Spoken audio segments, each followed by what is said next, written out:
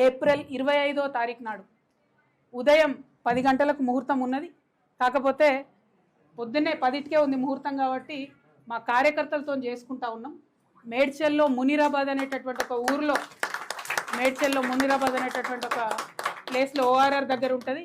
చాలా పెద్ద function hall దొరికింది, 20 ఎకరాలు ఉన్నట్టుంది. మా కార్యకర్తల కాడికే ఒక 30-35 వేల మంది పడతారు.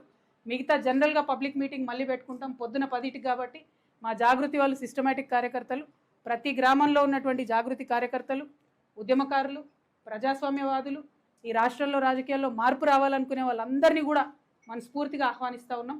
ఏప్రిల్ 25వ తారీఖు, వచ్చే నెల ఏప్రిల్ 25వ తారీఖు నాడు మార్నింగ్ 10 o'clockకి మేము జెండా ఆవిష్కరణ చేసి మా పార్టీ పేరు చెప్తాము. మంచి ముహూర్తం ఉంది. మీ అందరికీ తెలుసు, నేను ముహూర్తాలని బలంగా నమ్ముతా. మరి కాలానుగుణంగా పనులు చేస్తే ప్రజలకు కలిసి వస్తుందని నేను బలంగా నమ్ముతున్నా. కాబట్టి ఆ ఉదయం పూట అయినా తీసుకోవడం జరిగింది.